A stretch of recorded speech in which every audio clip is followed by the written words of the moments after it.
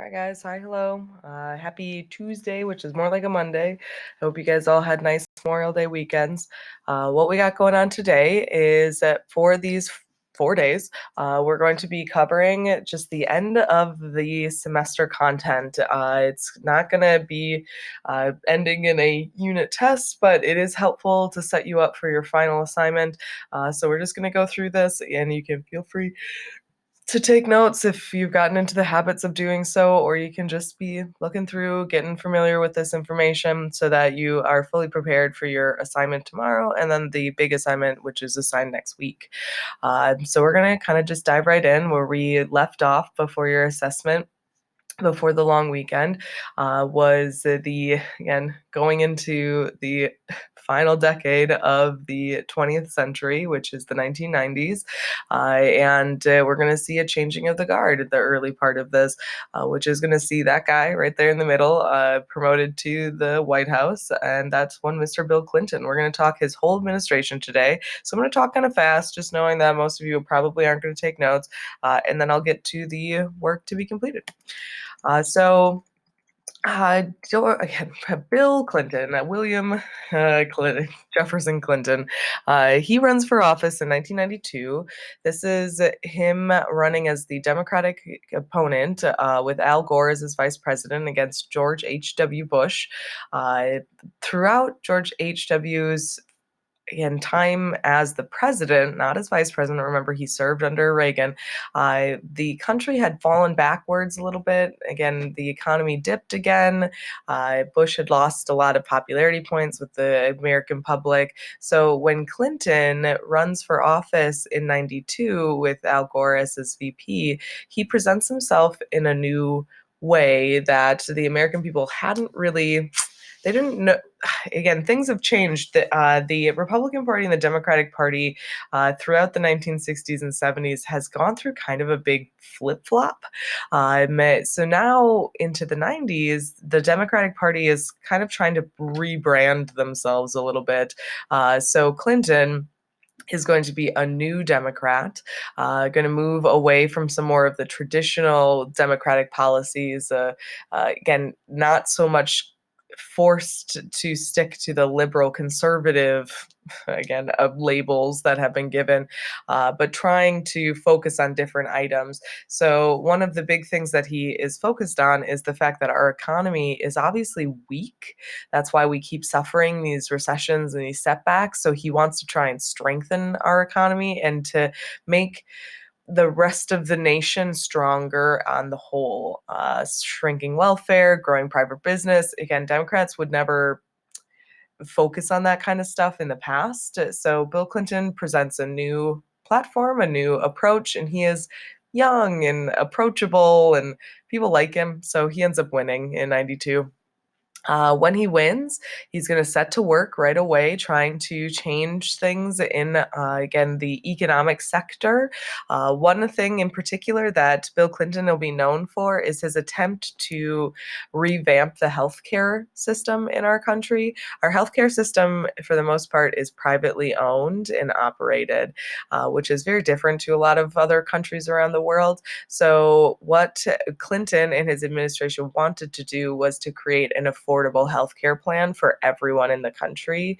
And private healthcare is difficult to obtain if you are living below the poverty line. And knowing what we know about our economy at this point, there's a lot of people who live below the poverty line. So it's something that he and his first lady, Hillary Rodham Clinton, that she actually is going to be kind of in charge of putting that together, trying to make sure that that gets all figured out. Unfortunately, the healthcare reform bill that they create never even gets voted on. It doesn't make it that far through the approval process in the Congress. Other things that do happen that managed to push through is one is that during Clinton's first term in office, he manages to do something that we haven't done in a really long time, and that is balance our federal budget. He cuts spending, he lowers taxes, and what this creates is a surplus. We actually have more money at the federal government level than we have in a long time. In the places that don't take any hits are going to be programs focused on the younger generations and healthcare. This has a really positive effect on the economy overall. In the 90s, we go through an economic boom, unemployment drops, the stock market is going to soar, it's going to be really good. The welfare program that Nixon had last tried to revamp during Clinton's time in office, they actually do a nice job of trying to reform and to create a better, more reliable welfare program where there's time limits put in place and there's putting some more responsibility on the state level and things like that that are just, they're all positive changes. Unfortunately, while Bill Clinton is in office, he is going to be seeing the American people into a new, not just again going into the end of a century, but a new era in American experience. You guys have never lived in a world where terrorism isn't a possibility every single day, where it's just part of your experience living in the country. Um, Before the 1990s, again, things like mass shootings and terrorist attacks, they just didn't happen that much. They were much more sporadic and felt more like exceptions to the rule, where now it definitely is something that is just an everyday. I mean, we do active shooter drills. That's something that your parents have they've never experienced things like that. I mean, it's just, it's crazy how much it changes and how quickly it changes. But the end of the 1990s is going to see the rise of domestic violence. Not domestic violence as in, again, families and individuals hurting each other, but I'm talking about domestic as in our country, our citizens hurting each other on large scales. So when I'm talking about this, the first thing or first change that obviously we, as again a high school, have an experience with is going to be the idea of mass shootings. I'm not saying mass shootings have never happened before 1999. They definitely did, but this is the first time it happened in such a way. So the Columbine shooting in April of 1999, two high school students, came to school and they killed 12 students, wounded another 23, and then shot themselves. This set off this really terrible trend of copycat crimes all around the nation. And of course, to this day in the United States, that mass shootings happen with very, very consistent frequency. I mean, it's a really sad and terrible trend, but it is a trend. Again, things that have happened or tried to happen since the rise of mass shootings is toughening gun control, limiting exposure to violent material, again, video games in particular, things like that. And it's not just mass shootings and mass violence where, again, like this, there's also the rise of terrorist attacks. And in 1993, the World Trade Center is going to be attacked for the first time. Again, a group of terrorists are going to load up a truck full of, explosives and drive it into the lobby of one of the towers. Again, the damage is not significant, but it does shake us. It makes us very scared and terrified as a country.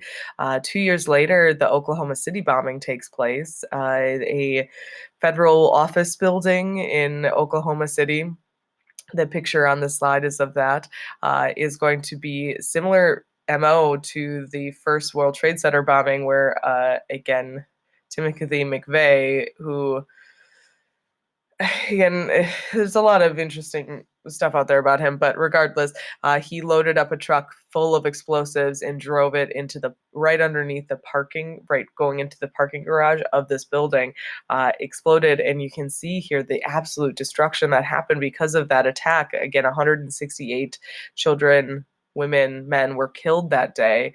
Timothy McVeigh was a Gulf War vet. He was very upset at the country and he was mad at the world, and he decided this was the way that he was going to do it.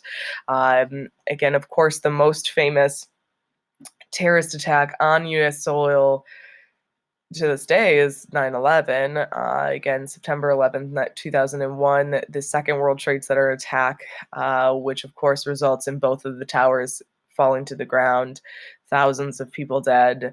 The attack in the Pentagon, more people dead. Again, and then the final plane, which again hit Pittsburgh, outside of Pittsburgh, Pennsylvania.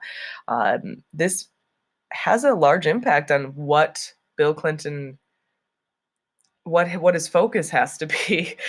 He's living in a world, we're all living in a world in the 1990s that we've never lived in before. We don't know how to operate, and we don't know like how to stop this, and it's very confusing, and it's a very chaotic time, that's for sure. Moving on, so that's the domestic challenges. So now let's talk about foreign policy challenges. When Bill Clinton comes into office, his and he's inheriting a world where the Cold War is done, but we've got a lot of things that we have to be thoughtful about. Again, we want to try and maintain a relationship with Russia and China post Cold War. They're two major countries. China, in particular, is on the rise in the 1990s as far as a economic partner and things like that. We want to make sure that they're going to be successful, but there are other things that make working with Russia and China difficult. Again, interventions in various different places, of course, our competition in trade, the fact that we want democracy in those places and they do not. I mean, it's all tough. Bill Clinton is not necessarily well known for his foreign policy decisions, but he's definitely a decisive leader when it comes to this stuff. He's very willing to send our troops places to intervene in conflicts that he deems are necessary. There's an issue in Haiti that he sends our troops to, Yugoslavia, the breakdown of Yugoslavia into all of the individual small countries out there. He also is because of course he inherits a poor economy, is going to be really focused on trying to create new trade alliances and different types of trade networks. uh, Again, Bill Clinton, one of his hallmarks of, again, foreign cooperation, or in this instance really just working with each other, is the creation of NAFTA, the North American Free Trade Agreement, which is going to create a free trade zone between ourselves, Mexico, and Canada. The idea here is it strengthens all three economies and allows for the creation of a lot of jobs. Of course, there is some global pushback on this because it does make North America more powerful economically than individual countries around the world, and people don't like that. Though the EU has been existing for a long time, and it's the same basic process as a supernation overall. Okay. So to close things out, we're going to end Clinton's administration, and then tomorrow we'll talk George W. Bush and again the rise of the war on terror. Oh, excuse me, sorry guys. Whew. So we're going to talk about Newt Gingrich quickly. Newt Gingrich is an interesting politician, political figure. He was a Republican congressman who hated Bill Clinton openly and worked adamantly against him. When Bill Clinton took control of the White House, the Congress was, again, majority Democratic, so you got a lot of support there. When Newt Gingrich gets it into his mind, he wants to see it flip. To go the other way, to have the majority Republican. Again, so he creates this big campaign, basically, this contract with America, that are things that he promises that if the Republicans gain control of the houses of Congress, then they'll enact these 10 items. By November of 94, we're going to see that that happens. The Republicans take control of both houses of Congress, and it's the first time that they've had both houses since 1954. Of course, with a Democratic president and a Republican Congress, issues arise. They struggle, they fight with each other. Neither side are willing to compromise. The year that follows, it gets so bad, this competition between Clinton and his Congress, that a budget doesn't get approved. And if a budget doesn't get approved, the whole federal government shuts down. This has happened before, but it's just such like a it's so large scale at this moment, it really kind of throws people. A year after that, Lincoln, Clinton is going to run for office again. He will win. Again, he'll win over Bob Dole and Ross Perot. Interesting guys. That's for sure. So even though Clinton is having all of these obstacles and these challenges, he's handling it well enough and the people support him. In 1998, things go a little sideways for Bill Clinton as accusations are going to get thrown at him regarding his use of money during the campaign. And all campaigns, at least for the most part, are going to be operating off of donations. So seeing donations coming through and making sure what's getting used correctly or not correctly. The other thing that he gets accused of is lying under oath, perjury, which is a major offense, regarding an affair that he had with an intern, one Miss Monica Lewinsky, which is someone I'm sure you've heard of. His famous quote, of course, is, "I did not have sexual relations with that woman." Yeah, it's something that is so serious, and the accusations are, again, very intense. So in January of 1999, Clinton will be the second president ever impeached, which is, of course, to bring a president up on charges that could have him removed from office. In the end, he is not. It's one vote short of being convicted of perjury and obstruction of justice. He'll remain in office. He apologizes profusely, and he'll see out the end of his term through the end of the year, basically. And that's it. That's the Clinton administration. I know it's a lot of information, but it's something that it'll be helpful for you guys for one of our final things that we do here. Okay. So, with work to be completed, we've got check-in classroom, just like always. Again, there's still content to cover through the end of the week. It'll get thinner as we go, just as a heads up. Okay. There's really only 2 official assignments left. There will be one assignment tomorrow that I introduced to you guys that is due by Friday. It's about the Patriot Act. And then the other item, and the larger, I suppose, is going to be a final current event project, which you'll get assigned this coming Monday, and it is due Tuesday the 9th. It's the last thing that'll get submitted, so on and so forth.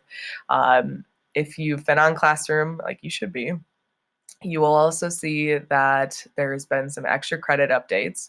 I've had a handful of students emailing me about possible extra credit and things that are going on here. There are 2 different avenues you can go down in order to try and boost your grade before the end of the semester, which is really not that long from now. Again, if we're thinking about it, it looks like 2 weeks. Yep, we got about 2 weeks until this is all said and done. So the first option that is available to you guys out there is submitting missing work. The missing work that I will accept is only something that you received a full 0 on. So you have to go into Skyward, you have to find those zeros and then locate that assessment, or that, again, assignment, I apologize. And they can only be from 4th quarter. So it's all virtual stuff. I get nothing from right at the beginning of virtual will I accept. Again, there's not a lot of work there anyways, but anything else in the 4th quarter, I will accept. You have to do the whole thing. You can't just do it partially because, again, I don't want to grade half-finished things. And you'll complete it fully. You'll submit it to Classroom. You can't earn full credit. I refuse to give you that much of a break, but you will earn partial credit for all of the work that you submit to me, unless you hear otherwise. Again, there are, certain exceptions, of course, as you all know, depending on various different legal aspects and things like that. So again, unless you hear from me individually, and you'll be earning partial credit for anything you've submitted outside of a unit. And I have seen, and again, this is, some of you guys probably have been a little bit confused. Some of you guys have submitted things to me outside of units. Again, I can't refuse it in an electric or virtual world, but I did not grade it, and I won't grade it until now. So if you submitted something outside of a unit, like let's say you submitted your pardoning Nixon worksheet to me yesterday, I'm not going to give you full credit for that. It's outside of the unit, as always. Again, if it was in a regular classroom setting, I wouldn't accept it at all. So now I will go back and I will grade some of that other stuff that's been submitted extra late, and I will give you some points for those things. This opportunity, this avenue does not include the local history project or assessments that have been missed. Those are zeros that cannot be changed. You were given an opportunity to make those up right away in the moment, and if you didn't take advantage of that, well, that's on you at this point. There is another option for those of you who don't have missing things because you've been really on top of stuff, but are looking for extra credit. Again, there's a Forrest Gump option. Timeline is what you'll be creating. I can tell you right now that it has to do with Forrest Gump. Forrest Gump is not streaming free anywhere unless you can find a bootleg on YouTube. You're going to have to purchase it or rent it somehow or get your hands on it in another avenue. Okay, that's what makes this extra credit. That's why it's not required, so on and so forth. The other thing is, don't forget. Again, I've only had a handful of people respond to this, as I sent it out quite a while ago. But you gotta opt into your grades if you want to go with your regular letter grade as opposed to the pass or no pass option. Again, you automatically default to pass, no pass, if that is something that you're looking for. So heads up. Again, as always, email me with questions. Let me know if there's anything I can help you with. I hope you guys have a good day.